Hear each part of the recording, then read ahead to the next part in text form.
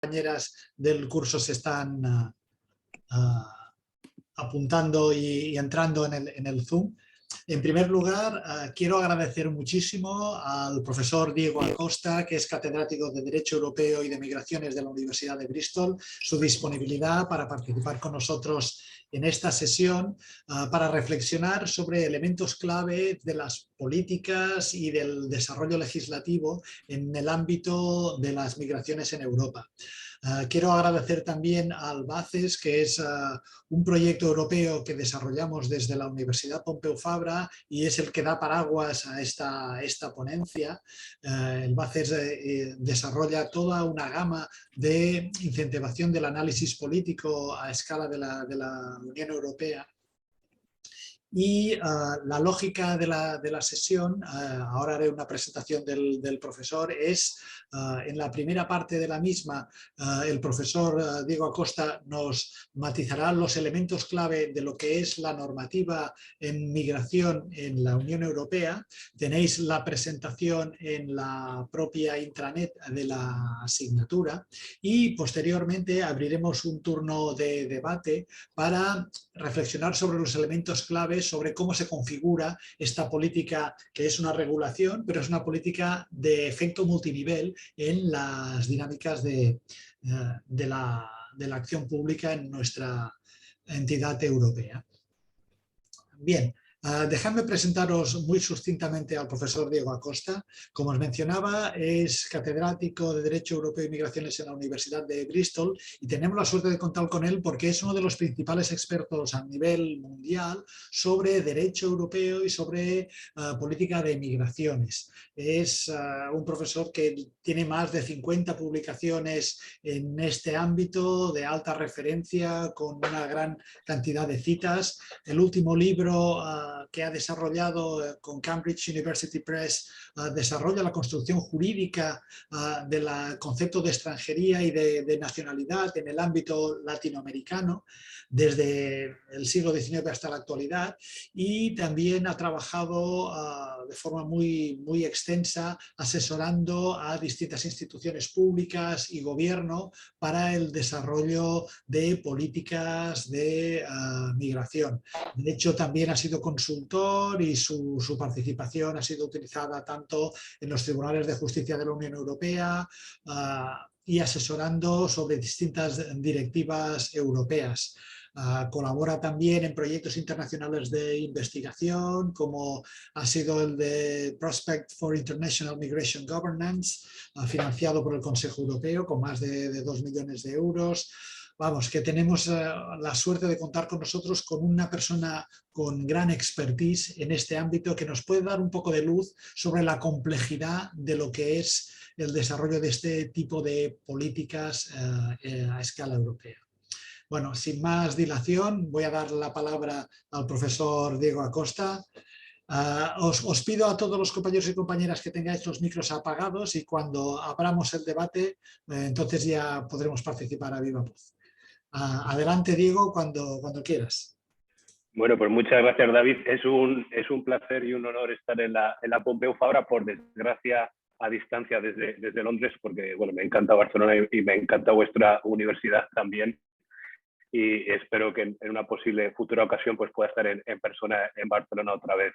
Es un placer estar con vosotros. Como le comentaba David anteriormente, antes de empezar la sesión, la primera parte de la presentación va a tratar un poco más temas jurídicos, pero en la segunda parte estoy abierto a que me preguntéis lo que os interese sin ningún límite sobre temas de políticas. No entiendo que sois alumnos de ciencias políticas, me podéis preguntar lo que queráis sobre temas de políticas, tanto a nivel europeo incluso como a nivel de España o de otro, o a nivel global, ¿no? Sobre el tema de políticas migratorias y tener ahí ese debate. Con lo cual, incluso si hay cosas que no menciono en la primera parte que a vosotros os llaman la atención, como puede ser, por ejemplo, la situación de los ucranianos, ¿no? Que no voy a tratar en esta primera parte de la presentación, pues quedo, por supuesto, abierto a que me preguntéis lo que queráis, insisto, sin ningún límite, y puede ser local, nacional, europeo o global, ¿vale?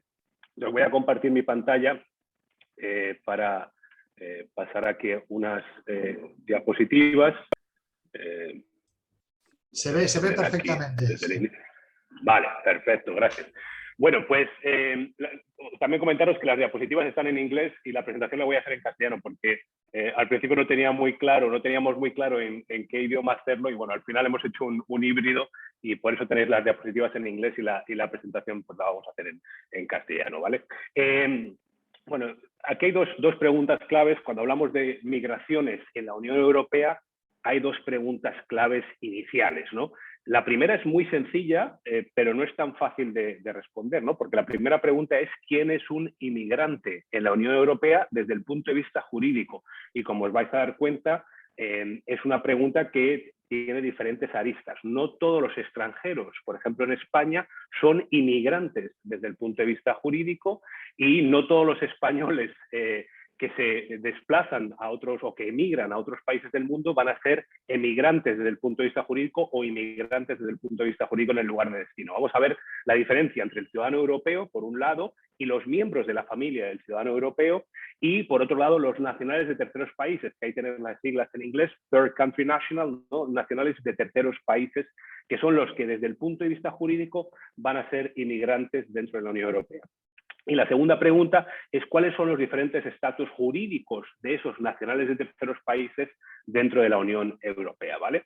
Entonces, yendo a la primera pregunta, tenemos que ver en primer lugar quiénes no son inmigrantes desde el punto de vista jurídico en la Unión Europea. Y ahí la respuesta a esa pregunta es entender que por un lado están los ciudadanos europeos, es decir, los nacionales de cualquiera de los 27 Estados miembros de la Unión. Sabéis que con la salida de Reino Unido de la Unión Europea hemos pasado a ser 27 Estados miembros de la Unión Europea, ya no somos 28. En el futuro pueden darse ampliaciones, nuevas ampliaciones, como la ampliación que se dio en los años 80 con España, Portugal y Grecia. En los años 90 hubo otra ampliación, en los 2000 entraron 12 países, el último país que entró en el año 2013 fue Croacia.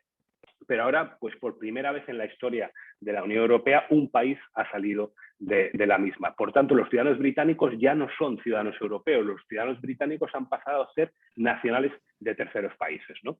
Aquellos de nosotros, todos vosotros que tengáis nacionalidad española o que tengáis nacionalidad de cualquier otro país miembro de la Unión Europea, sois ciudadanos europeos también. No solo sois ciudadanos españoles, sino que también sois ciudadanos europeos. Tenéis ambas ciudadanías.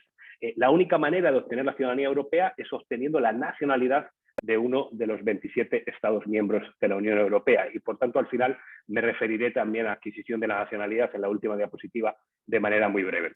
En cualquier caso, si uno es nacional de uno de los Estados miembros de la Unión Europea, tiene el derecho, no la potestad de los Estados, sino el derecho individual a moverse libremente, a residir, a trabajar en cualquiera de los otros Estados miembros de la Unión Europea. Hay dos posibilidades ahí.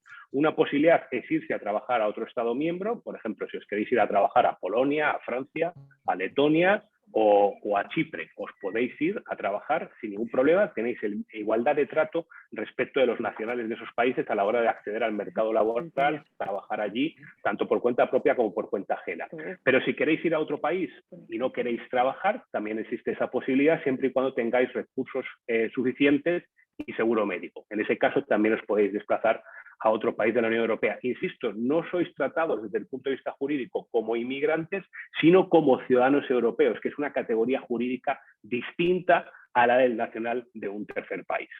Para complicar un poquito más las cosas, tenemos que saber también que hay tres países, que son Islandia, Noruega y Liechtenstein, que tienen un acuerdo con la Unión Europea dentro de lo que se llama el Espacio Económico Europeo. No es la Unión Europea, es otro organismo regional que se llama el Espacio Económico Europeo, y los nacionales de estos tres países también tienen libre movilidad en la Unión Europea y por tanto vosotros, aquellos de vosotros que seáis ciudadanos europeos, también podéis ir a trabajar a Noruega, a Islandia y con muchas limitaciones a Liechtenstein, porque Liechtenstein es un país muy pequeño con una población muy limitada y por tanto tienen la posibilidad de adoptar cuotas para la entrada de ciudadanos europeos. Y luego hay otro país que es Suiza. En este caso, Suiza no forma parte de la Unión Europea porque votaron en contra, no de un referéndum para entrar en la Unión Europea, sino votaron en contra de un referéndum para entrar en este espacio económico europeo, del cual sí forman parte Noruega, Islandia y Liechtenstein, y por tanto, al no entrar en ese espacio económico europeo, tampoco iban a entrar después en la Unión Europea. Entonces, a finales de los años 90, lo que se hace es adoptar una serie de acuerdos bilaterales entre Suiza y la Unión Europea. Uno de esos acuerdos bilaterales es sobre libre movilidad de personas, con lo cual los suizos tienen el derecho, por ejemplo, de vivir en España, de trabajar en España con los mismos derechos que un español, y cualquier español puede ir también a Suiza a trabajar con los mismos derechos que un ciudadano suizo, ¿no? ¿Qué ocurre? Os preguntaréis ahora con los británicos, ¿no? Pues los británicos han dejado de ser ciudadanos europeos. Los británicos que ya residían en España o los españoles que ya residían en Reino Unido han quedado cubiertos en su mayoría por lo que es el acuerdo, el Withdrawal Agreement, ¿no? El acuerdo por el cual el Reino Unido deja a la Unión Europea. Esto otorga dos diferentes estatutos jurídicos que no voy a entrar en detalle, pero básicamente si un británico ya vivía en España, va a poder continuar viviendo en España. Si un español ya vivía en Reino Unido, va a poder continuar viviendo en Reino Unido. El tema es qué ocurre de cara al futuro. De cara al futuro, lo que ocurre ya a partir de ahora es que los españoles que vienen al Reino Unido son tratados como cualquier extranjero, no hay ningún privilegio ya, o sea, somos tratados como un argentino, como un estadounidense, como un japonés, igual que cualquier extranjero, no existe ningún privilegio de residencia, de trabajo en Reino Unido, y viceversa, los británicos, cuando ahora quieren irse a trabajar o a vivir en España, son tratados igual que cualquier extranjero, ya no tienen ningún privilegio. El único lugar en donde los británicos siguen teniendo privilegios es en Irlanda, porque existe un acuerdo bilateral entre Irlanda y Reino Unido de libre movilidad de personas, ¿no? Una última categoría, de manera muy rápida, son los miembros de las familias de todos los que os he estado comentando antes. Por ejemplo, si un español se desplaza a trabajar a Francia o a Suecia como ciudadano europeo, también puede traer a los miembros de sus familias, y los miembros de sus familias no van a ser tratados tampoco desde el punto de vista jurídico como inmigrantes, bueno, como nacionales de terceros países, van a ser tratados, van a tener los mismos derechos que los ciudadanos europeos, ¿vale? Y esto es importante porque tenéis que ver aquí en esta tabla que los ciudadanos europeos, es decir, un francés en España, pongamos por caso, los derechos de ese francés en España comparados con los derechos de un español en España son muy parecidos, ¿no? En lo que se trata a seguridad en la residencia, a no expulsión, pues obviamente un español nunca puede ser expulsado de España, cometa el delito que cometa, nunca va a poder ser expulsado de España. Un francés, en este caso un ciudadano europeo, sí podría ser expulsado de España, pero tiene que cometer una falta muy grave, ¿no? Derecho de igualdad de trato es absoluto. Derechos políticos, los españoles en España pueden votar en elecciones nacionales, autonómicas y municipales, y también al Parlamento Europeo. Un francés en España no tiene igualdad de derechos políticos porque solo puede votar en elecciones municipales y en elecciones al Parlamento Europeo. En cuanto al tema del empleo, ya os he comentado que es igual el trato también en cuanto al tema del empleo, excepto para algunos empleos muy concretos en los cuales los ciudadanos europeos no van a poder optar a ellos. Son aquellos empleos en la administración pública que involucran algún tipo de tarea muy específica que afecta a la soberanía del Estado, ¿no? Por ejemplo, pongamos un diplomático, podría ser un buen ejemplo de eso, ¿no? Y asistencia social, todo lo que se trata de derechos sociales, tienen igualdad de trato si son trabajadores desde el primer día, y si no son trabajadores, es decir, aquella segunda categoría que os he comentado, que uno puede vivir en otro país de la Unión Europea si tiene recursos suficientes, si tiene seguro médico, bueno, pues si pasan 5 años obtienen residencia permanente y ahí también van a tener igualdad de trato en cuanto a lo que se refiere a derechos sociales, ¿no? Y todo esto tiene que ver, toda esta posibilidad que tenemos los ciudadanos europeos de residir en otros Estados miembros de la Unión Europea, tiene que ver con, históricamente, y menos en el momento actual, pero por supuesto históricamente, tiene que ver con el fundamento principal por el cual se construyó en su momento, se creó en su momento la Comunidad Económica Europea, ¿no? Como se llamaba inicialmente, que luego pasó a llamarse Unión Europea a partir del año 92, del Tratado de Maastricht, ¿no?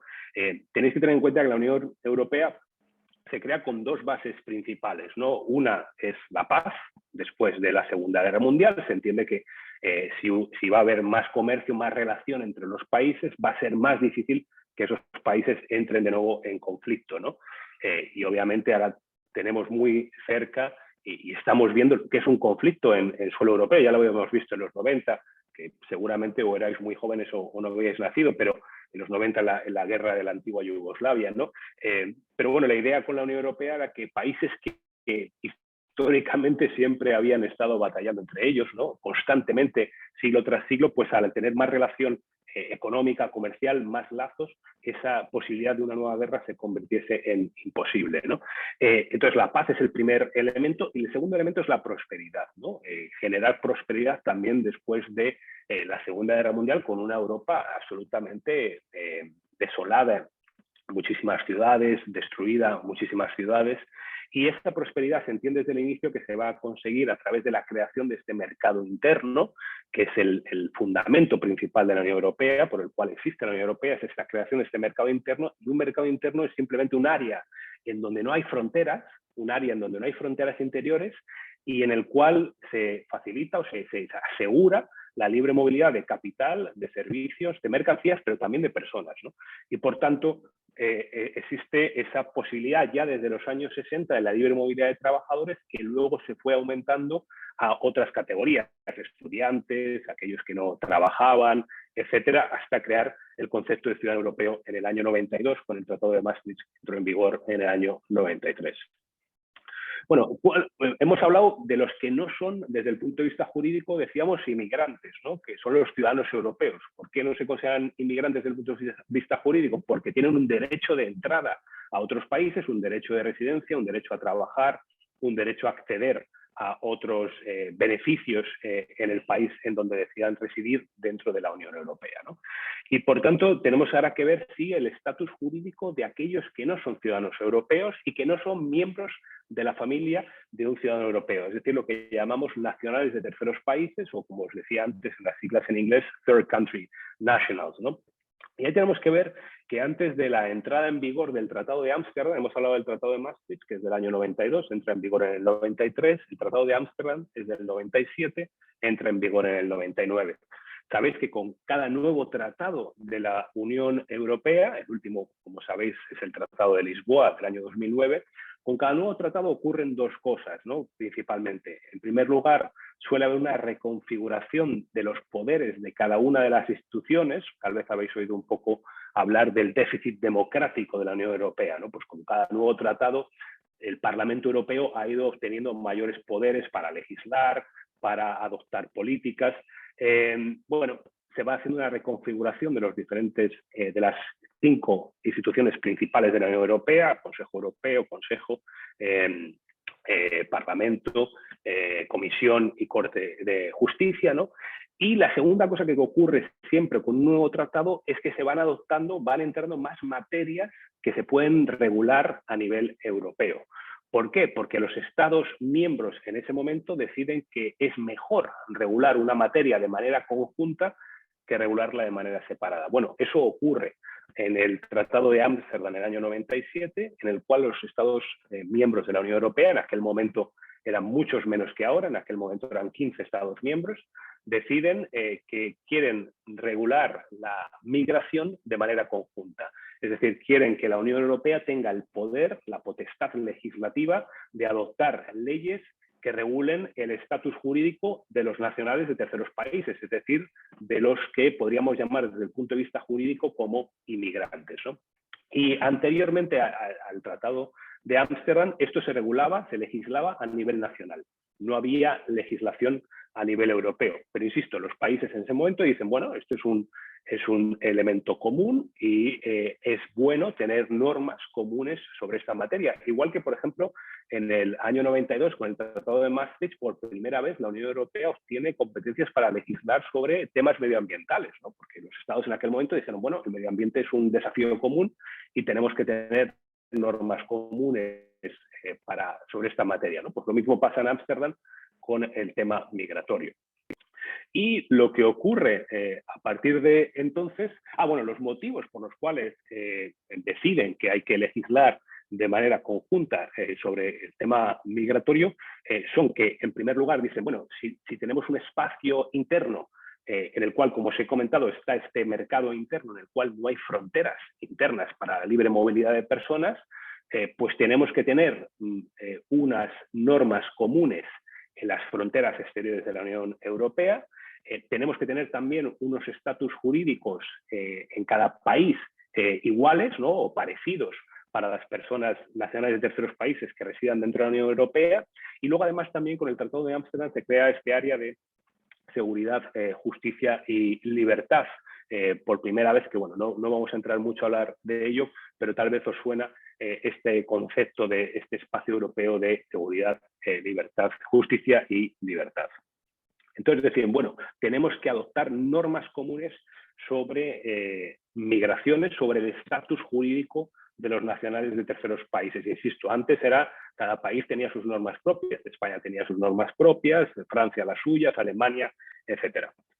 En el año 99, el Consejo Europeo, como sabéis, el Consejo Europeo es cuando veis que Sánchez va a reunirse con Macron, con el resto de presidentes de los diferentes Estados miembros, ¿no? El Consejo Europeo es la reunión de jefes de Estado y de Gobierno de los 27 Estados miembros de la Unión Europea, y se reúnen, y lo que hace esta institución de la Unión Europea es adoptar la guía de cómo la Unión Europea tiene que regular una materia concreta. No es que tengan poder legislativo, porque no tienen la capacidad de adoptar directivas o reglamentos, que son las leyes europeas.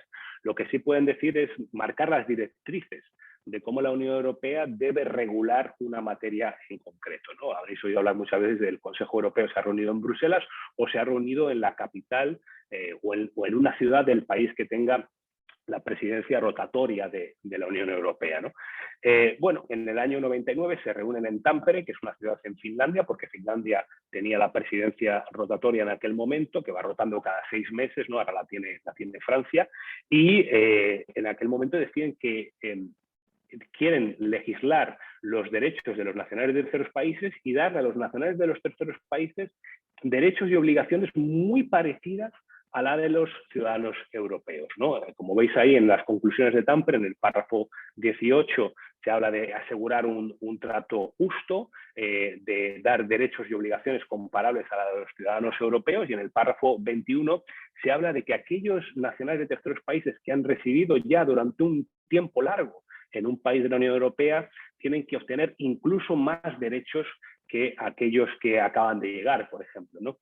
Esto tiene que ver un poco con el concepto que manejan muchos teóricos de las migraciones, de que cuanto más tiempo reside una persona en un país, más derechos debería obtener, porque más arraigada está su presencia y su vida en dicho país, ¿no? Entonces, en el año 99, como os digo, Consejo Europeo, una de las instituciones de la Unión Europea, luego podemos hablar más, si queréis, sobre las diferentes instituciones y su rol en el tema migratorio, pues adopta estas conclusiones. Y, por tanto, la institución que está a cargo de proponer legislación, que como sabéis es la Comisión Europea, en el caso de la Unión Europea, la única institución que tiene la posibilidad de proponer legislación es la Comisión Europea, ¿no?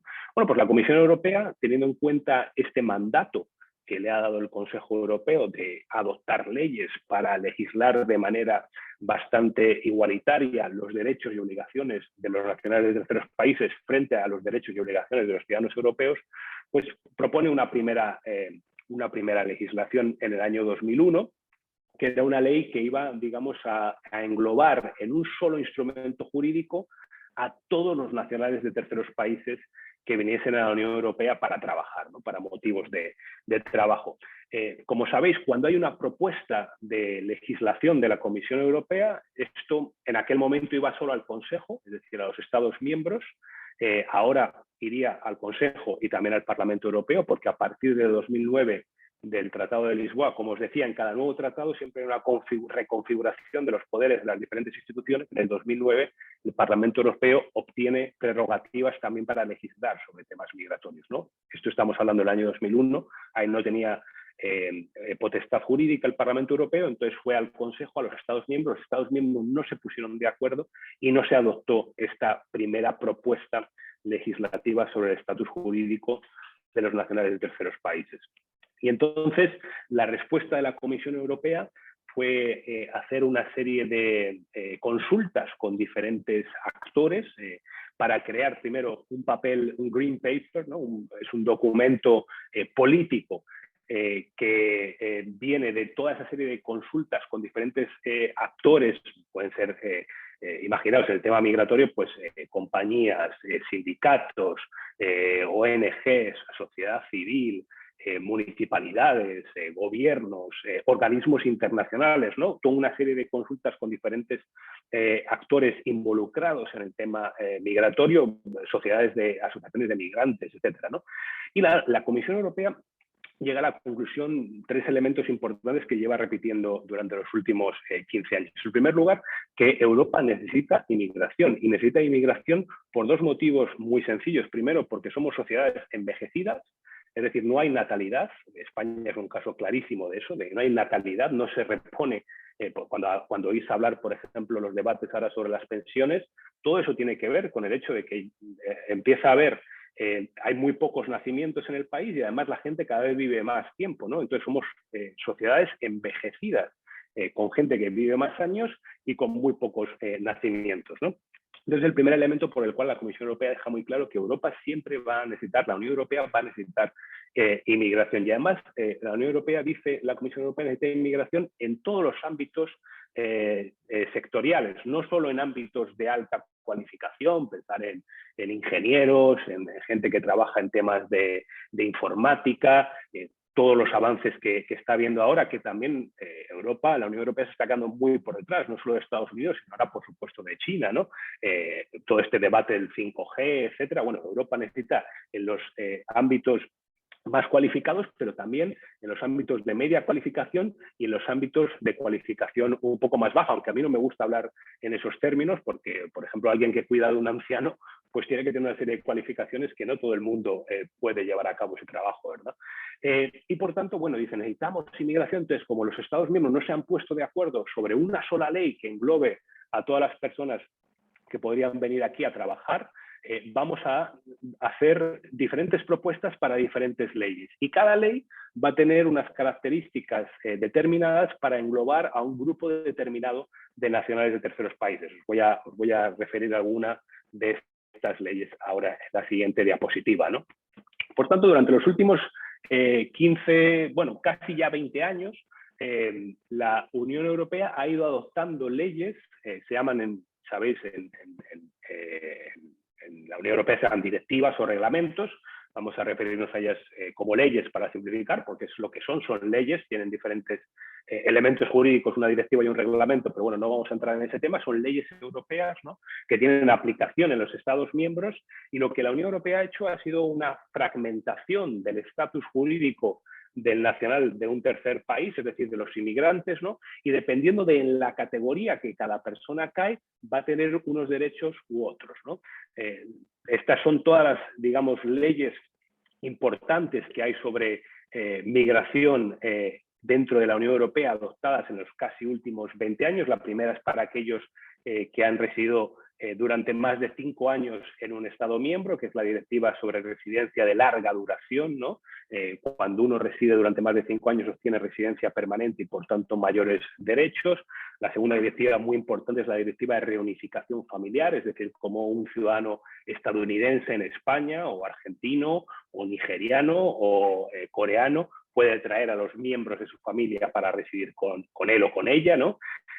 La siguiente directiva es sobre el permiso único de trabajo. Me voy a referir brevemente a ella después. La siguiente es sobre trabajadores altamente cualificados, que como veis aparece ahí como del año 2021 porque acaba de ser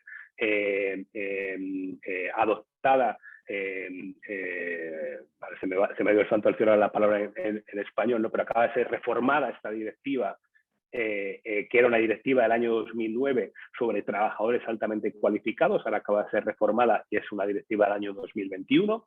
Hay otra directiva para estudiantes y para investigadores, otra para intracorporate transferees, que son aquellos trabajadores que trabajan en una empresa fuera de la Unión Europea y esa misma empresa les manda a trabajar en una sede dentro de la Unión Europea. Apple, pongamos por caso, alguien que trabaja en la sede en Singapur y le mandan a trabajar a una sede de Apple, pongamos por caso, en Frankfurt, ¿no? La directiva sobre trabajadores temporales.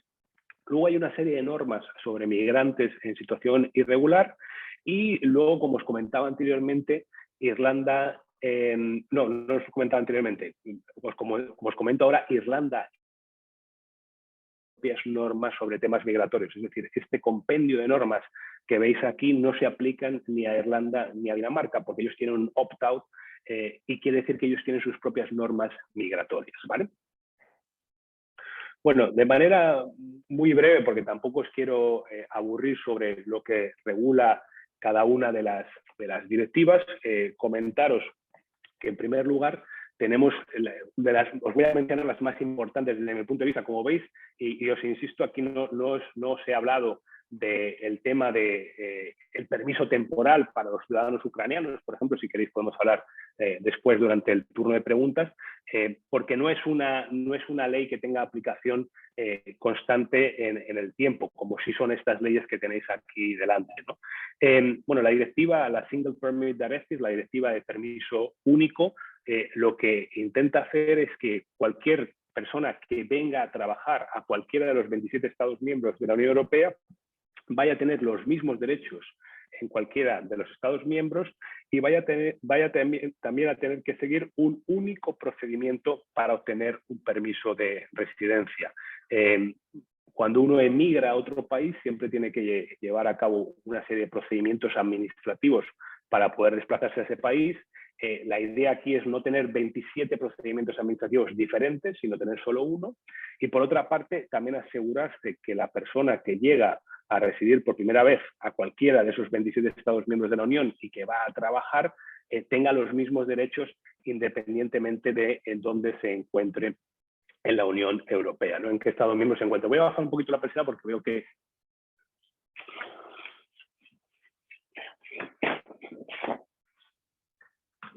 me vais a ver mejor. En cualquiera de los Estados miembros de la Unión Europea, ¿no? Entonces, esta es una de las primeras directivas que son muy importantes, que es la directiva de permiso único de la Unión Europea. La segunda directiva que os quiero mencionar es la directiva de reunificación familiar.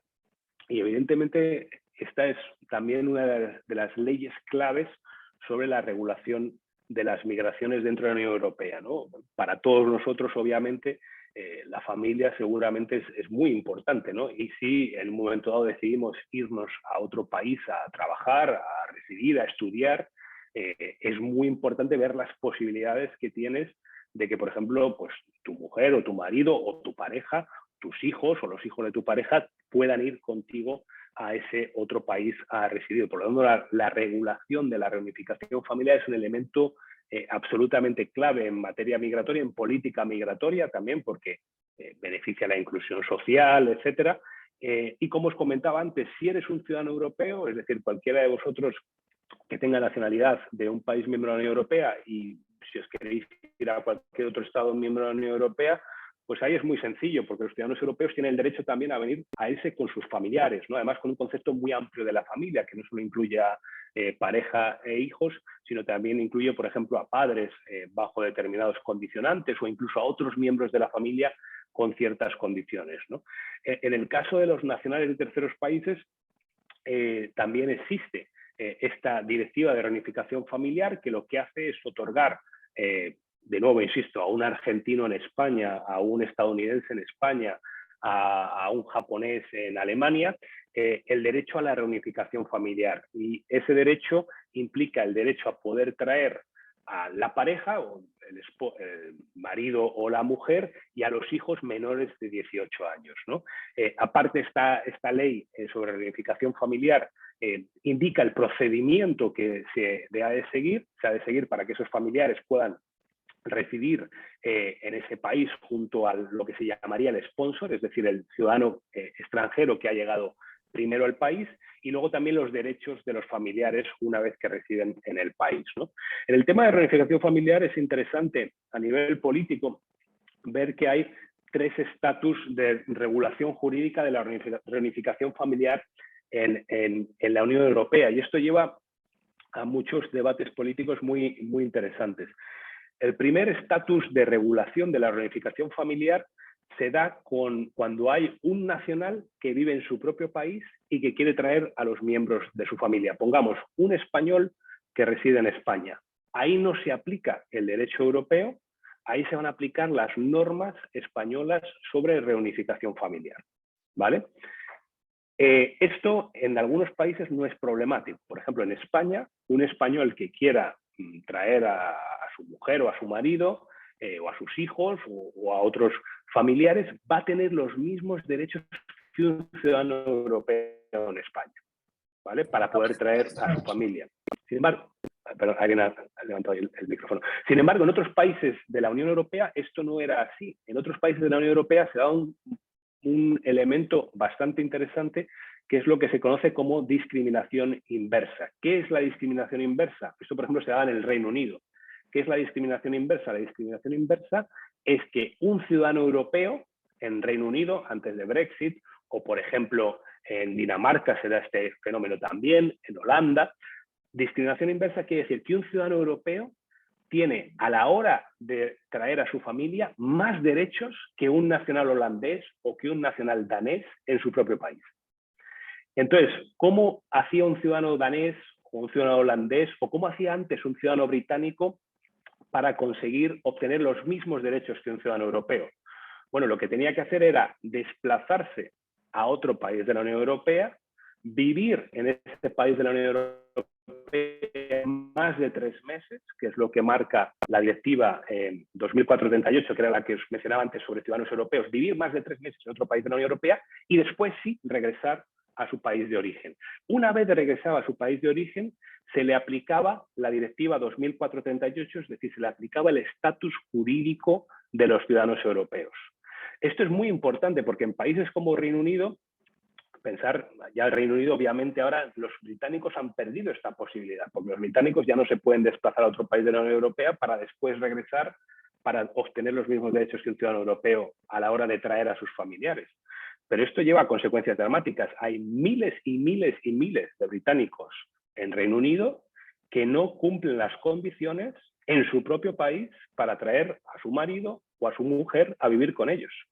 ¿Por qué? Porque en Reino Unido, para poder traer a un marido o a una mujer a vivir contigo, ciudadano británico, aquí en Reino Unido, tienes que ganar más de 18.600 libras al año, que no pueden, parecen no mucho, es un poquito más de 20.000 euros, pero cuando uno empieza a analizar los salarios de determinadas regiones del país o por género, se da cuenta de que muchísima gente en este país no gana 18.600 libras al año. No es el salario mínimo, no estoy hablando de salario mínimo, es un salario más alto. Y por tanto, una vez no cumplen esa... Alguien tiene que cerrar el micrófono, por favor. Una vez no cumplen esa condición, no pueden traer a los miembros de su familia. O sea, estamos hablando de un ciudadano británico en Reino Unido que no puede traer a su mujer o a su marido. Anteriormente, ese ciudadano lo que podía hacer era irse a otro país de la Unión Europea, residir más de 3 meses, regresar al Reino Unido y se le aplicaba el derecho europeo.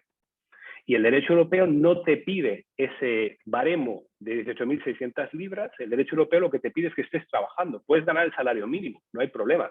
Ahí sí puedes traer a tu familia, ¿vale?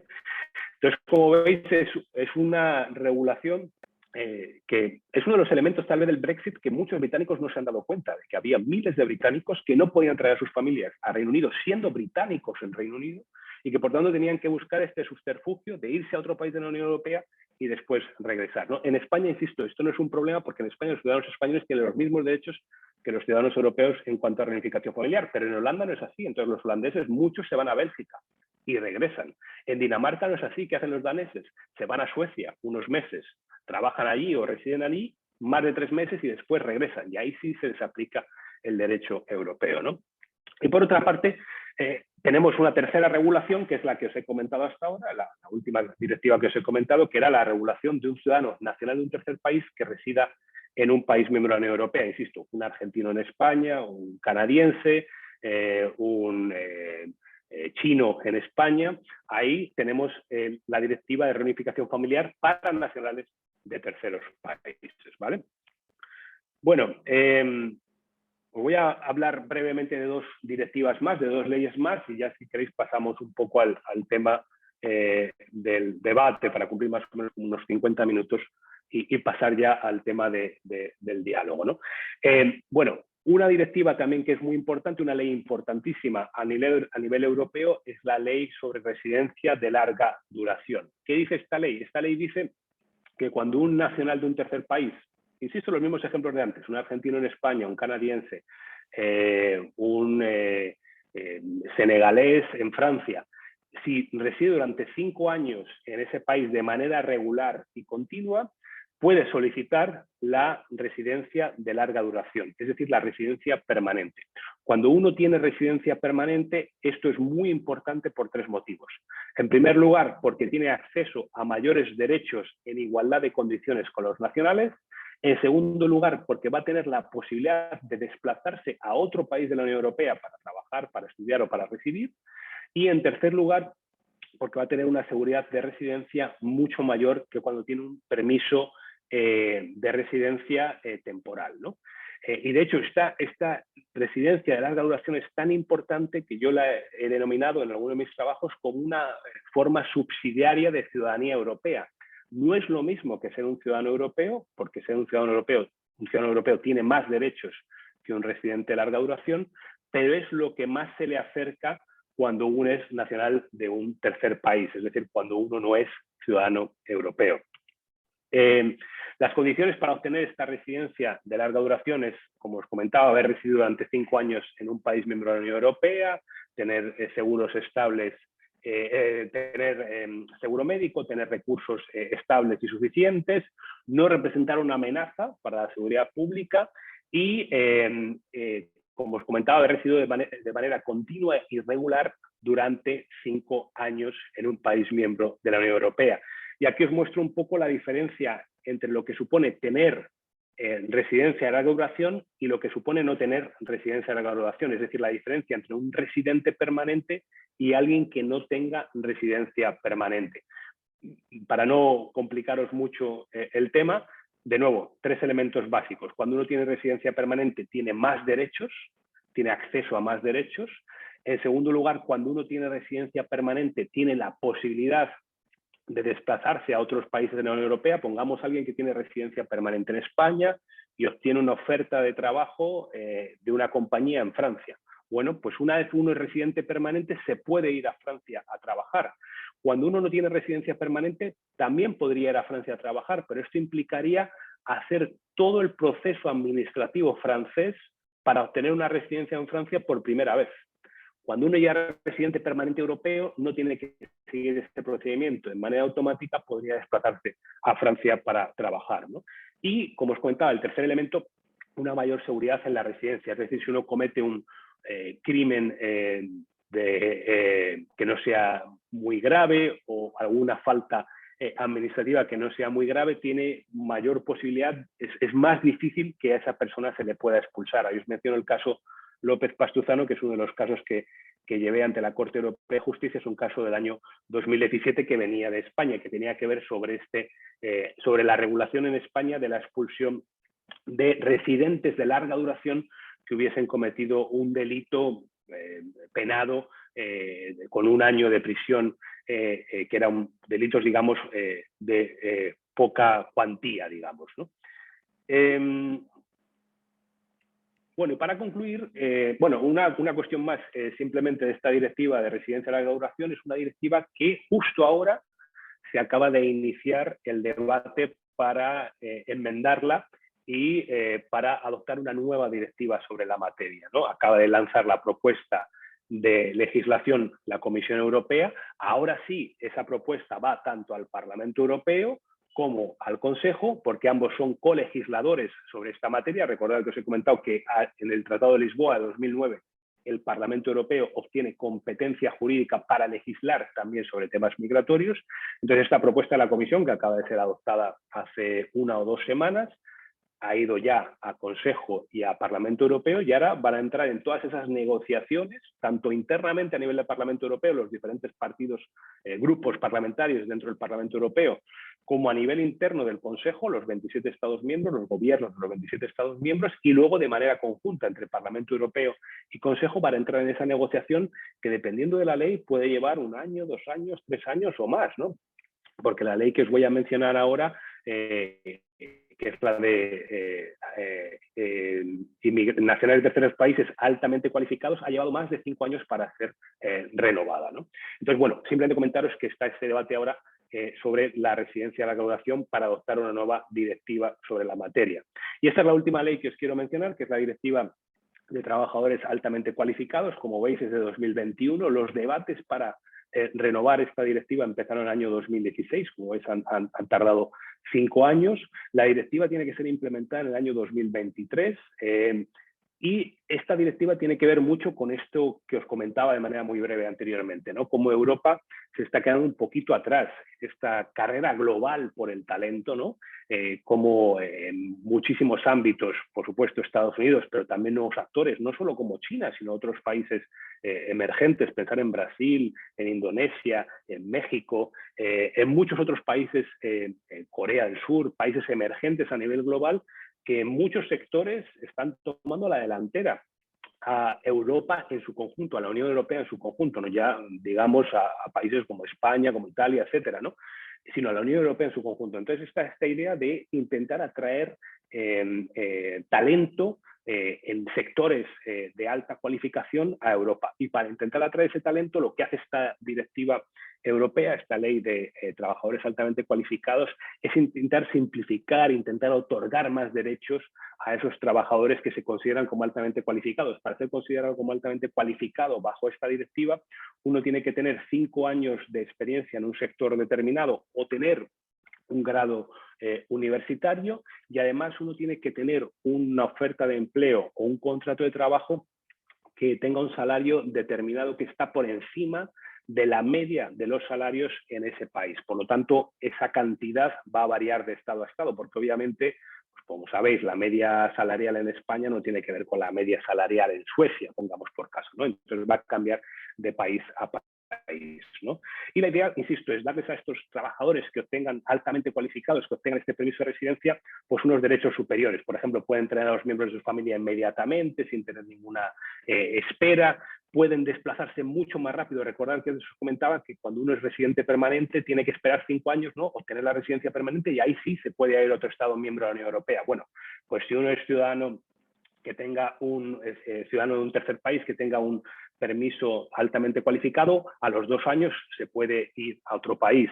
Además, puede consolidar las diferentes residencias en varios países de la Unión Europea para obtener la residencia permanente también. Es decir, toda una serie de beneficios para intentar atraer ese talento global. De hecho, este permiso de residencia se le ha llamado muchas veces en el argot, digamos, comunitario, como Blue Card, ¿no? Que tiene un poco que ver con la Green Card en Estados Unidos, ¿no? Que es esa tarjeta también, ese permiso de residencia que uno tiene, residencia permanente que uno tiene en Estados Unidos en determinadas categorías migratorias a los 5 años de residencia, ¿no? Pues un poco para compararlo, ¿no? Para hacer también ese marketing, si queréis, por el cual la Unión Europea intenta atraer talento global en esta carrera del talento global, en la que, insisto, la Unión Europea siempre se habla, ¿no?, de que somos un enano militar, vamos perdiendo también poder económico, y bueno, a nivel diplomático pues también tenemos el papel que tenemos, ¿no?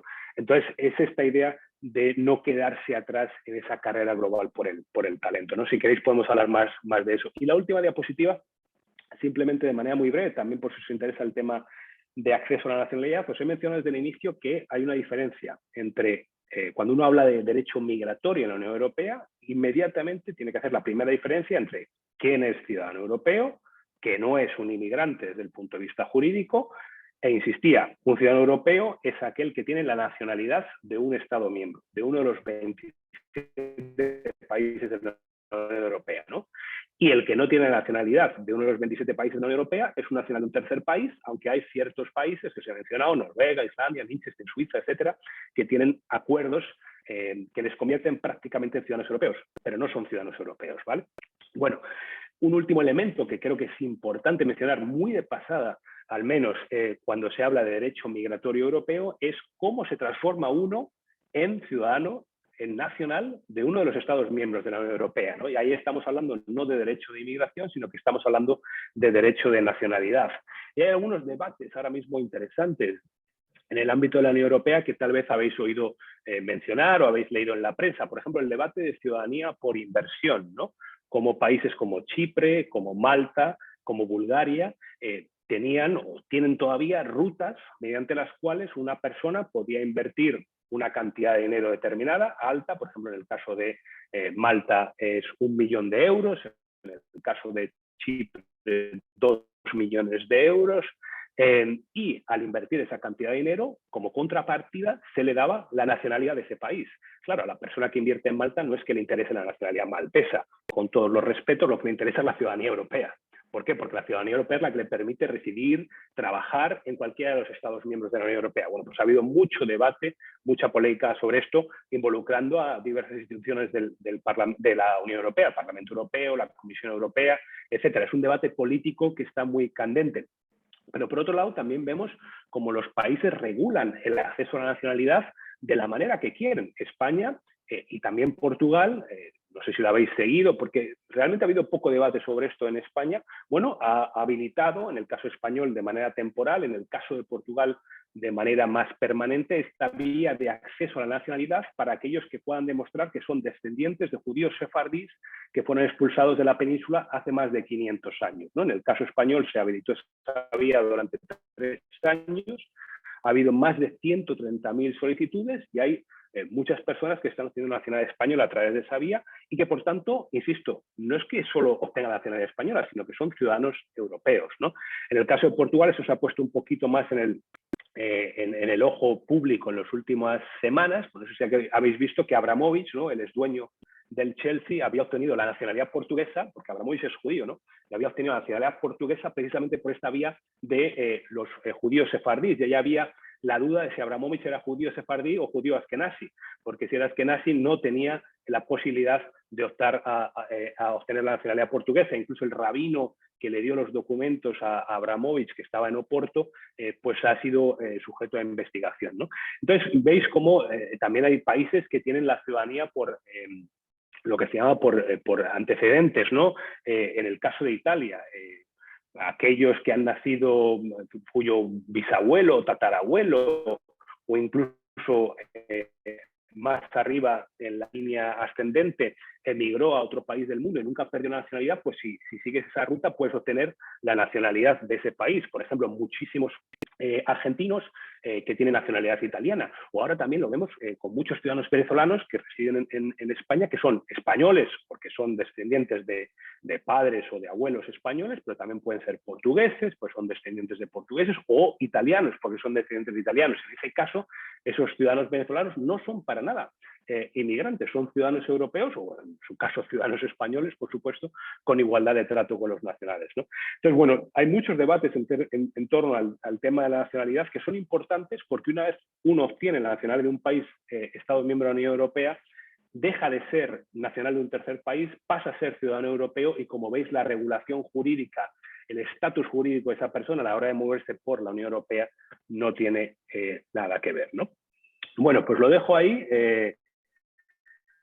Voy a dejar de compartir la pantalla. Ahí tenéis mis datos. De todas formas, David también os los puede compartir posteriormente. Voy a dejar de compartir la pantalla y pasamos, si queréis, al debate, o hacemos una breve pausa o pasamos directamente al debate como queráis, o a los comentarios o las preguntas. Insisto, me podéis preguntar de lo que queráis, no solo de lo que presento ahora, sino tema doméstico, nacional, global, de otras regiones del mundo, lo que queráis.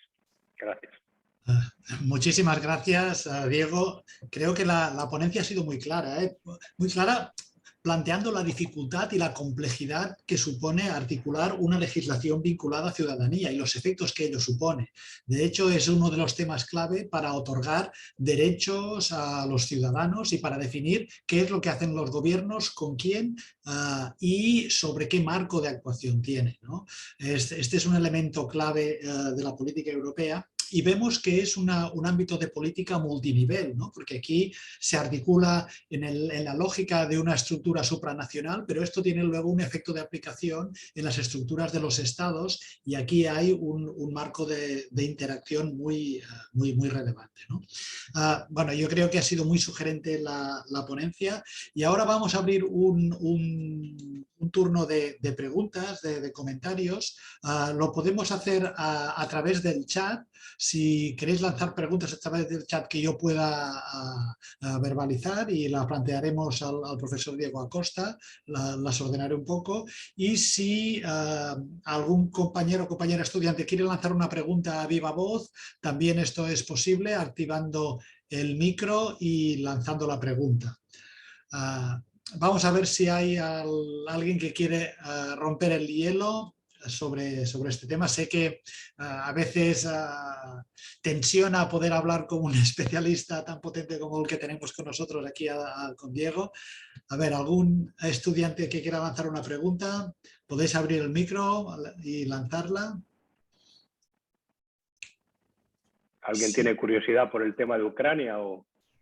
Sí, no, podríamos empezar por el tema de Ucrania, es un tema clave, ¿no? Porque aquí se está barajando otra lógica de actuación, ¿no? La lógica vinculada al desarrollo de un conflicto bélico y cómo se soluciona, entre comillas, o ayuda a solucionar todo lo que ello conlleva, ¿no?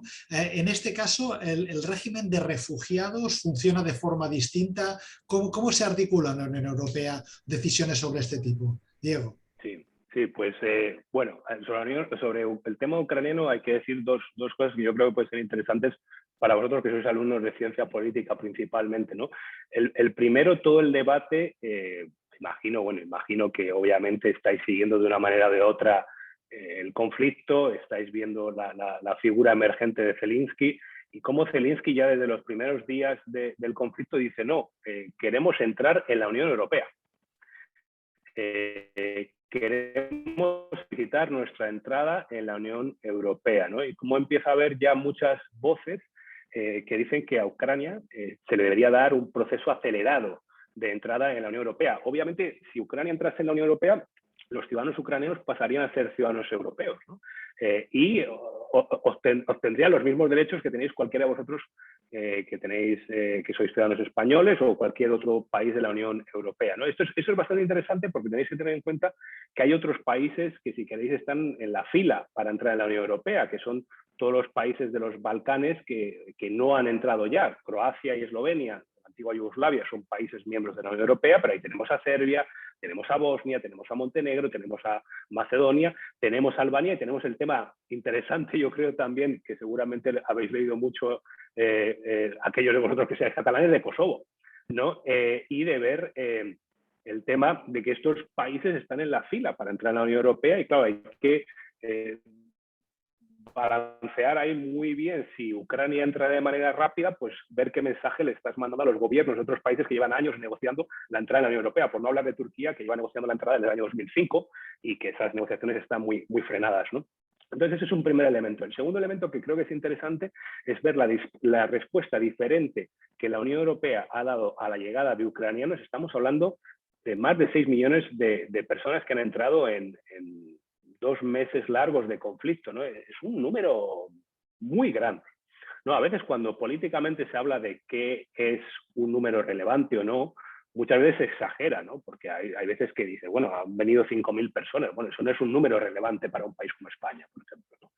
Pero bueno, 6 millones es un número relevante, ¿no? Estamos hablando, claro, 6 millones para 27 Estados miembros de la Unión Europea. También es interesante ver el tema de Ucrania porque principalmente están yendo a Polonia, ¿no? ¿Por qué pensáis? A ver si alguien se anima. ¿Por qué pensáis que están yendo a Polonia los ucranianos y no a Alemania o a Suecia o a Dinamarca, donde se ganaría mucho más dinero trabajando? ¿Por qué pensáis que van a Polonia? A ver si alguien se anima. ¿Alguna razón por la cual los ucranianos van a Polonia? Porque no tiene mucho sentido económicamente, ¿no? Uno diría, hombre, pues en vez de ir a Polonia, vete a Alemania, que se gana mucho más dinero, vete a Suecia, a Finlandia. Los salarios son mucho más altos que en Polonia. ¿Por qué a Polonia? ¿Alguien se anima por el chat? A ver. Bueno, buen punto. Porque es más práctico, porque está más cerca para poder volver. Sí, ese es un buen punto, desde luego. Muchas veces las migraciones tienen, por similitud étnica, ¿vale? Bien. ¿Qué más? Son dos respuestas muy válidas. ¿Alguna más que se os ocurra? Pues fijaos, hay que pensar en el tema de Polonia. Primero, una cosa que la gente no sabe es que Polonia ya, desde este conflicto, durante los últimos 4 o 5 años, olvidaos un poco de los 2 años del COVID, ¿no? Por semejanza cultural, ¿vale? Sí. Bien, bueno, son respuestas muy válidas todas. Fijaos que Polonia en los últimos 5 años, insisto, similitud lingüística, ok, ¿vale? Porque Polonia quiere cubrir, porque Polonia quiere cubrir las cuotas europeas de refugiados. No, bueno, eso es un punto interesante y ahora vamos a entrar en lo que menciona Joan. Bueno, fijaos que Polonia en los últimos 5 años, insisto, olvidaos un poco de los 2 años de COVID, Polonia en los últimos 5 años era el país de la Unión Europea que más inmigrantes recibía. El país de la Unión Europea, que a lo mejor no lo teníais en el mapa migratorio a Polonia, teníais a Polonia a lo mejor en lo contrario, ¿no? De los polacos yéndose a otros países de la Unión Europea. Bueno, Polonia, a medida que ha ido creciendo económicamente, han ido pasando 2 cosas muy interesantes y que tienen que ver cómo las migraciones son circulares, ¿no? Ya os puedo dar un ejemplo también de España. ¿Qué ha pasado? 2 cosas interesantes. La primera, que los polacos, a medida que la economía polaca ha ido yendo mejor, han regresado a Polonia. Muchos polacos que estaban en Reino Unido, que estaban en Alemania, han empezado a regresar a Polonia. ¿Por qué? Porque cuando la economía va creciendo, se abren mayores puestos de trabajo y mayor necesidad de mercado laboral. Polonia tiene una tasa de desempleo muy baja. Y luego, ¿qué ocurre? Que Polonia necesitaba también inmigración. Al haberse ido gran parte de su propia población en edad laboral a otros países de la Unión Europea a partir del año 2004, Polonia necesita inmigración y ahí vienen muchísimos ucranianos. Más de 500.000 de ucranianos emigraban a Polonia antes del conflicto. Entonces, en los últimos 5 años, si uno se va a las estadísticas de Eurostat, que son las estadísticas oficiales de la Unión Europea, ve como el país de la Unión Europea que más nacionales de terceros países recibía era Polonia. Fijaos que entre el año 2000 y el año 2008, el país de la Unión Europea que más no nacionales recibía era España. ¿Por qué? Porque entre el año 2000 y 2008 se da en España un proceso similar. Muchos sectores laborales con gran necesidad de mano de obra, crecimiento económico, todo eso se frena con la crisis del 2008. De hecho, España, fijaos, recibía una cantidad de nacionales de terceros países o de no nacionales, porque también incluimos a ciudadanos europeos, enorme. Éramos el segundo país en el mundo que más inmigración recibía, solo detrás de Estados Unidos, durante esos 8 años. Fijaos, llega la crisis económica, en el año 2010 España vuelve a ser un país de emigración, es decir, se empiezan a ir españoles fuera otra vez, ¿no? Bueno, Polonia, entonces, ¿cuál es uno de los elementos más importantes para entender las migraciones? Es que la gente va a los lugares en donde tiene ya redes sociales construidas. Es decir, familiares, amigos, gente que les permite la información, tal vez un primer alojamiento, una primera información sobre dónde conseguir trabajo. Esas redes sociales son importantísimas. Por tanto, los ucranianos están yendo principalmente a Polonia, no solo por todo lo que mencionáis, que también es correcto, sino porque además tienen todas esas redes sociales construidas de muchos ucranianos que ya estaban en Polonia en los últimos 5 o 7 años y que, por tanto, pues llega el primo, oye, pues ¿dónde trabajo? ¿Dónde me quedo en los primeros días? Es mucho más fácil llegar a otro país de esa manera, ¿no? Igual que cuando los españoles hemos emigrado, pues también ha habido esas redes sociales construidas, ¿no? Que también se ven, si viajáis por Latinoamérica, pues vais a ver la casa gallega, la casa asturiana, la casa catalana, ¿no? De redes sociales que se construían pues de gente que llegaba a los lugares donde ya existía ese conjunto. Sobre el tema que ha planteado Joan, es interesante porque los ucranianos en la Unión Europea tienen un estatus jurídico muy interesante que se puede comparar también a cómo se recibía a los sirios. Cuando hubo la llegada de sirios, si pensáis en Siria y en Ucrania, son 2 situaciones muy similares, ¿no? Ciudades, incluso en el caso de Siria es mucho más grave, ¿no? Ciudades absolutamente arrasadas. Bueno, estamos viendo también ciudades arrasadas en Ucrania, ¿no? Pero bueno, por supuesto, ciudades arrasadas en Siria, un conflicto muy complicado en el caso sirio, porque había muchísimos actores involucrados, y bueno, sirios que empiezan, además, fijaos que los sirios nunca habían emigrado en su vida, no había un gran número de sirios en Europa, como si hay de argelinos, de tunecinos, de marroquíes, por otros componentes, por ejemplo, históricos y coloniales, no solo con España, sino también con Francia, ¿no? Pero bueno, no había gran número. Los sirios habían emigrado, sirios y libaneses históricamente, pero no había un gran número de sirios en Europa. Bueno, empiezan a llegar y ahí no se aplica esta directiva. Hay una directiva del año 2001 que es la directiva de residencia temporal, que es una directiva para que cuando llega un gran número de personas al mismo tiempo se puede aplicar, pero lo tienen que decidir los Estados miembros aplicarla o no.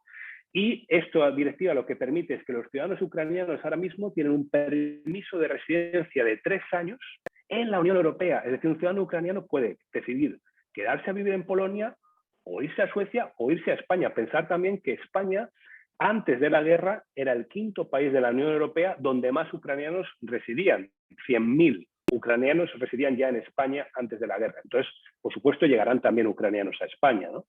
Entonces, un ucraniano tiene esta posibilidad ahora de que tiene este permiso de residencia de 3 años que le permite residir en cualquier país de la Unión Europea, trabajar, tener acceso a la educación para sus hijos y tener acceso a la salud en igualdad de condiciones con un nacional, ¿no?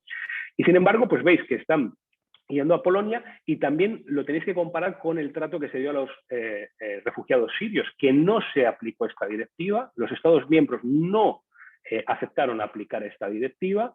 Y lo que pasó con el tema de los refugiados sirios es que aquellos países que decidieron acoger a más refugiados lo hicieron, por ejemplo, Alemania más de 1 millón, Suecia más de 200.000, a España, ¿cuántos sirios habéis conocido en España? Poquísimos. Si habéis conocido alguno en vuestra vida, porque a España no llegaron, ¿no? Eso tiene también que ver con, de nuevo, insisto, con todas estas redes sociales, pero también con la mayor apertura de cada uno de los países frente al tema sirio. El tema ucraniano ha habido esta respuesta y claro, podemos entrar a discutir por qué, ¿no? Y ahí hay muchos elementos de debate, ¿no? Hay gente que dice, no, porque bueno, Ucrania forma parte de Europa. Bueno, Ucrania forma parte de Europa en la narrativa actual. En la narrativa anterior a la guerra, Ucrania es un país corrupto, con numerosos problemas, etcétera, ¿no? Entonces, bueno, es interesante también ver la diferente, el diferente estatus jurídico que se le ha otorgado a unos y a otros. En cualquier caso, insisto, los ucranianos ahora mismo, 3 años de residencia, pueden vivir donde quieran en cualquiera de los 27 Estados miembros de la Unión Europea, derecho de trabajar, acceso a la salud, acceso a la educación. Sabéis que principalmente están llegando mujeres con sus hijos por este elemento que había de que los ucranianos entre, me parece, 18 y 60 años o 16 y 60 años, no recuerdo ahora bien, no pueden dejar el país, o hasta los 65, no recuerdo bien si es hasta los 60 o 65 o de 16 y 18, pero bueno, en cualquier caso sabéis que muchos hombres no están pudiendo salir del país. Y por tanto, el tema de acceso a la educación para los menores es muy importante. Esto luego implica toda una serie de desafíos a nivel local, por ejemplo, a nivel de Barcelona o de Cataluña, va a implicar toda una serie de desafíos, pensar en tema lingüístico. Aunque bueno, todos esos desafíos cuando hay menores se resuelven más rápido, ¿no? Los menores muy rápidamente cuando empiezan a ir a la escuela cogen el idioma. Yo, por ejemplo, he visto sirios aquí en Reino Unido con organizaciones de sociedad civil, veíamos a los padres una gran dificultad para aprender el inglés, sin embargo los niños enseguida eran del Manchester United o del Liverpool, hablaban el idioma, etcétera, ¿no? Entonces, pero bueno, todos los desafíos que veis, como lo que hablaba un poco David, como todo esto es multinivel, ¿no? No es solo europeo, no es solo nacional, es también regional, Cataluña, es también local, Barcelona, incluso más allá de lo local, a nivel de barrio, ¿no? De cómo cada pensar en educación, escuela, alojamiento, etcétera, ¿no? No, interesantísimo el tema de la perspectiva, ¿no? De cómo se afronta una crisis como la ucraniana. Diego, yo quería hacerte una pregunta. Justamente ahora has mencionado la lógica de este ámbito legal en el cual intervienen distintas capas o niveles de gobierno, ¿no? Antes has mencionado que tenemos como un actor clave a la Comisión, que es la que propone legislación.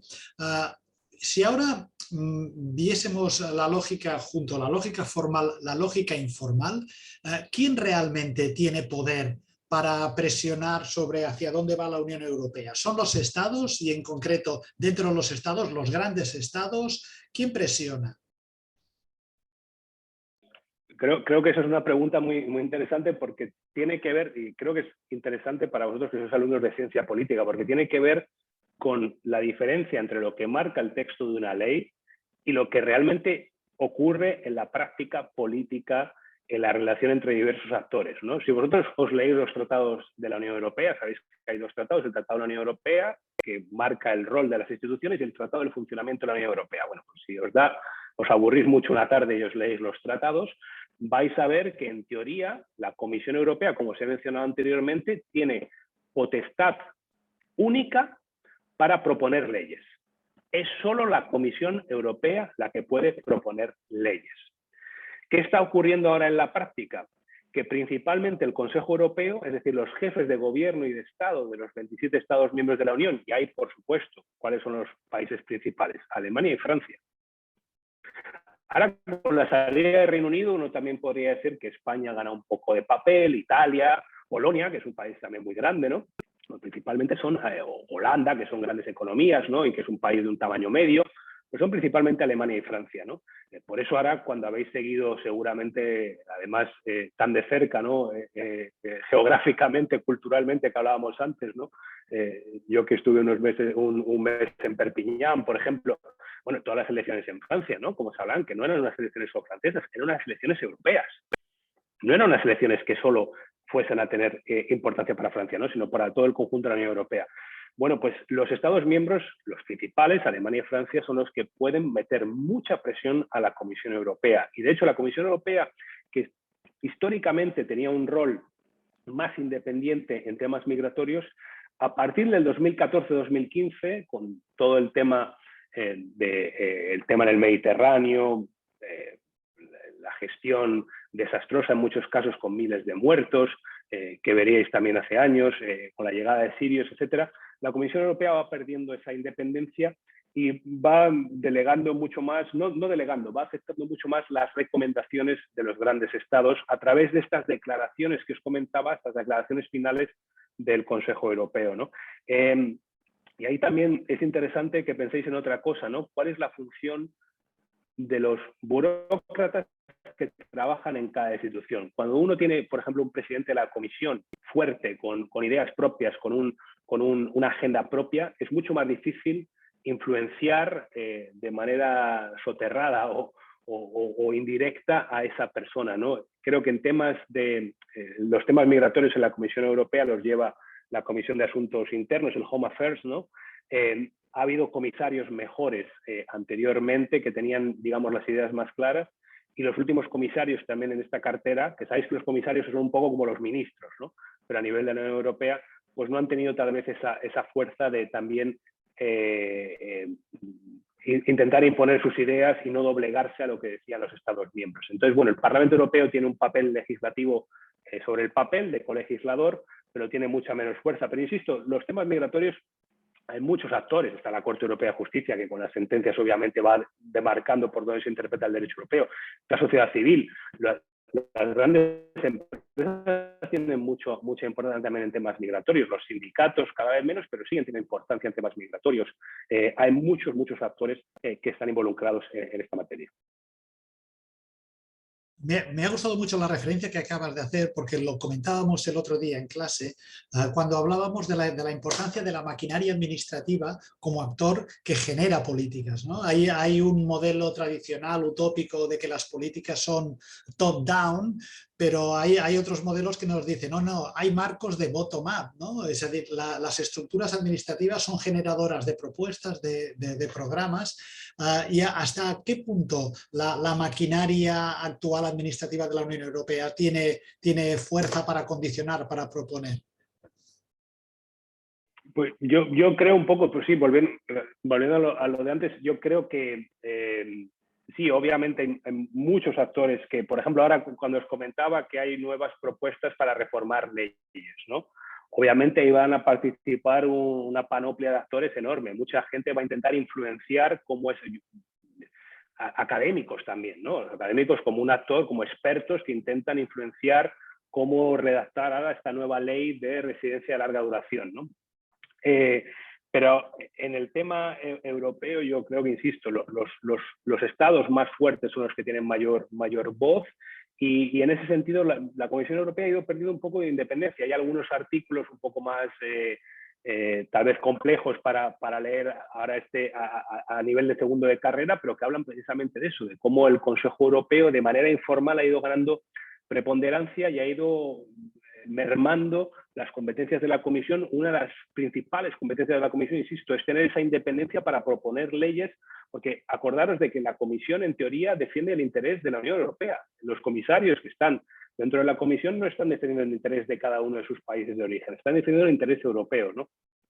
Y es la única institución puramente europea, en ese sentido, que defiende el interés europeo. Los Estados miembros en el Consejo o los jefes de Estado y Gobierno en el Consejo Europeo obviamente defienden el interés nacional. El Parlamento Europeo al final es una colección de grupos parlamentarios que están divididos por afiliación política, pero que también son votados a nivel nacional en las elecciones del Parlamento Europeo. Entonces, la Comisión en teoría es el único actor que defiende ese interés europeo y, sin embargo, hay artículos, hay gente que está investigando cómo en los últimos años su fuerza se ha ido viendo mermada por una mayor influencia del Consejo Europeo.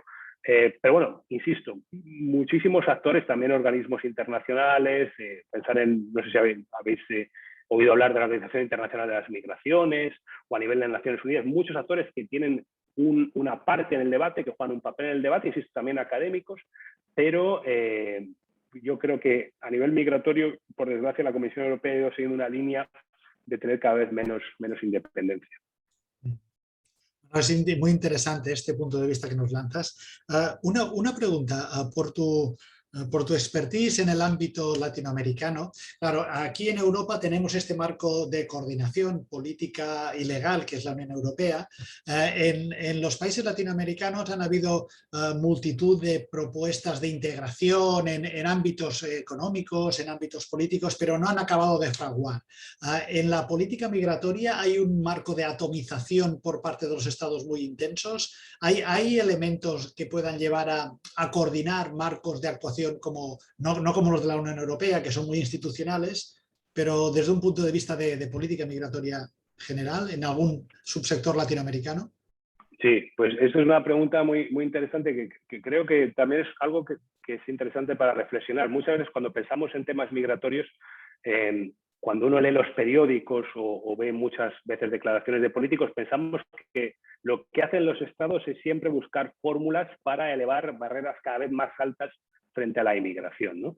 Y esto no es lo único que está ocurriendo. También está ocurriendo el proceso contrario, que es el de facilitar la movilidad de la gente. Os he estado hablando todo el rato, ¿no?, de la igualdad de derechos que tienen los ciudadanos europeos a la hora de moverse por toda la Unión Europea, ¿no?, a través de esta ciudadanía europea y de este derecho de movimiento y de residencia, ¿no? Esto también está ocurriendo en otras regiones del mundo y es muy interesante. Por ejemplo, en el ámbito latinoamericano, en el ámbito del Mercosur, que es una organización regional en Sudamérica, que tiene como miembros de pleno derecho o miembros asociados a los 12 países de América del Sur. No estamos hablando de Centroamérica, ni de México, ni de Cuba, ni de República Dominicana.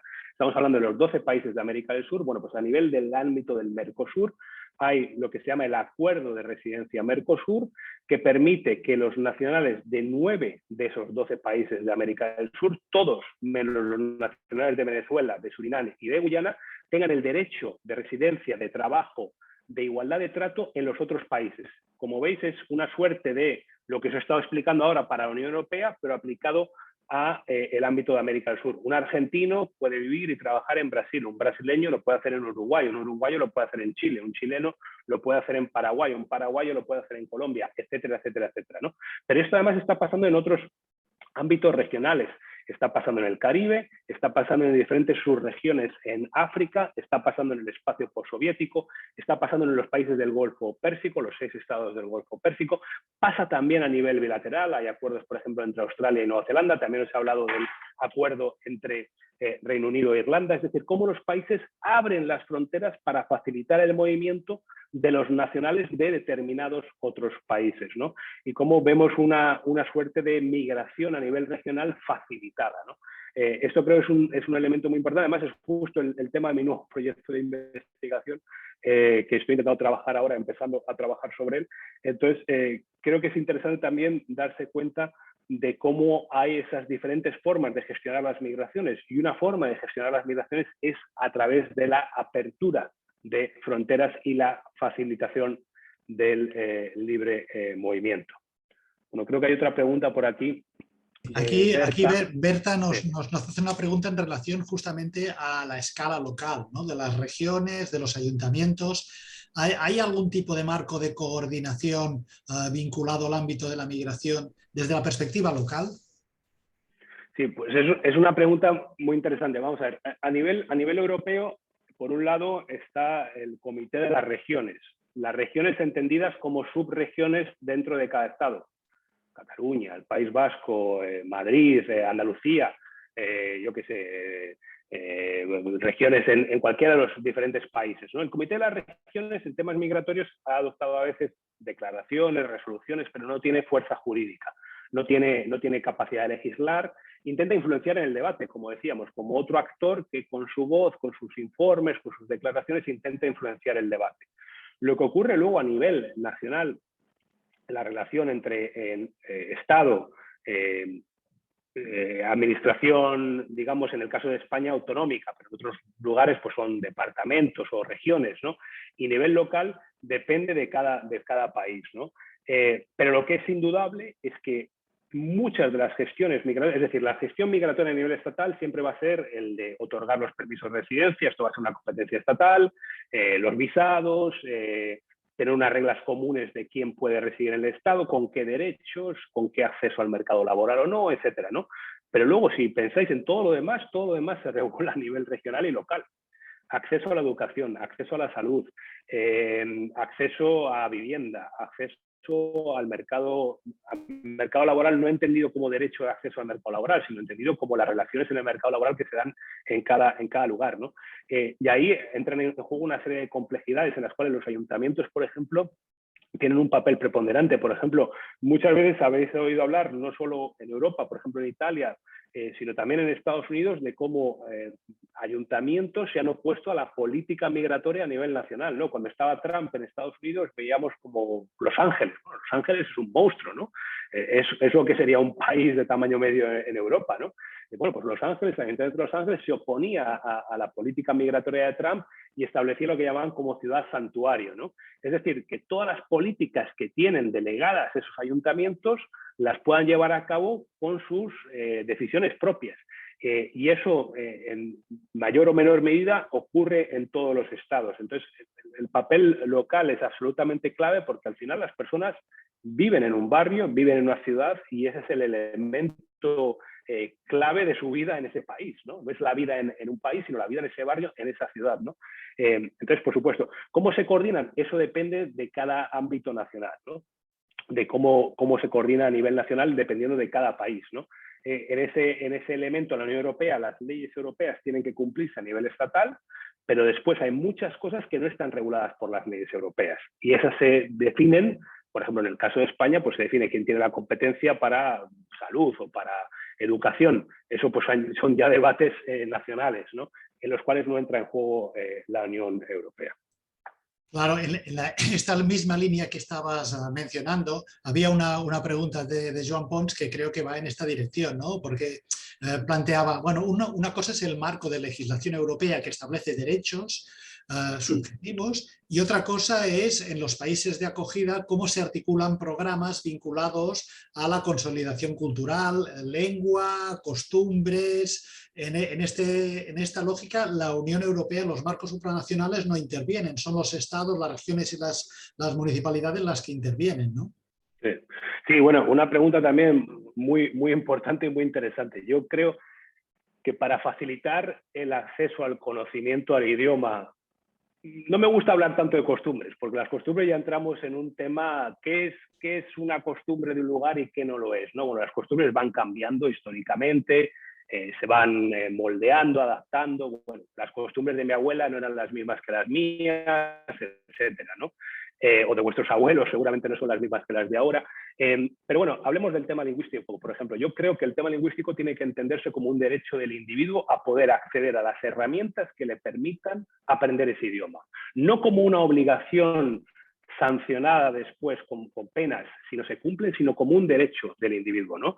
A mí me gusta mucho la perspectiva de Portugal en este elemento, ¿no? Portugal lo que hace es ofrecer muchos cursos gratuitos además con diferentes horarios, en diferentes lugares, con diferentes modalidades, ¿no? Ahora que tenemos tan fácil, o que todos nos hemos acostumbrado, no tan fácil, porque no todo el mundo tiene acceso a una línea estable, a un ordenador, etcétera, ¿no? Pero ahora que nos hemos acostumbrado a todo este trabajo en línea, pues el facilitar de la mayor manera posible el acceso al idioma. También lo hace Suecia, ¿no? Suecia tiene cursos gratuitos, absolutamente gratuitos, con muchos horarios, muchos niveles, para que las personas puedan aprender sueco, ¿no? Entonces ahí sí creo que es una obligación o una posibilidad que tiene, en este caso, por supuesto, no solo el Estado, sino en el caso español es obvio, las diferentes comunidades autónomas o las que tengan su propia lengua oficial también, de la posibilidad de facilitar a la persona el acceso al idioma. No es sencillo aprender el idioma, todos lo sabemos,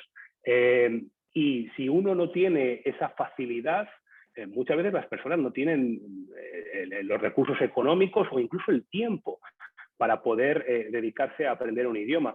Y muchas veces en el mercado laboral a lo mejor no lo vas a necesitar, pero no solo. Yo conozco decenas de españoles en Bruselas que no hablan francés ni hablan flamenco. Y llevan años viviendo allí, ¿no? Y a lo mejor trabajan en instituciones europeas y todo el día trabajan en inglés, ¿no? Entonces, siempre el idioma como un derecho del individuo y, en mi opinión, la función del Estado, la que es más, la que va a permitir precisamente esa inclusión social o esa facilidad de aprender el idioma para la persona, es otorgar todas las vías posibles, siempre de manera gratuita, todos los programas posibles para que esa persona pueda acceder a ese idioma. Y eso es incluso más claro en lugares donde hay dos idiomas cooficiales, ¿no? Porque la persona a lo mejor va a tener que aprender dos idiomas. El desafío es doble, ¿no? Pero yo creo que cuando se hace de la manera contraria, cuando hay obligación de atender cursos, cuando hay incluso multas, como hay en algunos países, si no pasan determinados exámenes después de determinado tiempo, yo creo que eso no beneficia, ¿no? A que la persona se sienta cómoda, acogida precisamente con ese interés y esa voluntad y esos incentivos, ¿no? Para poder aprender el idioma de la sociedad donde reside o los idiomas de la sociedad en donde reside. Oye, muchísimas gracias. Bueno, llevamos 90 minutos, que era el tiempo que teníamos previsto para articular esta ponencia y este debate.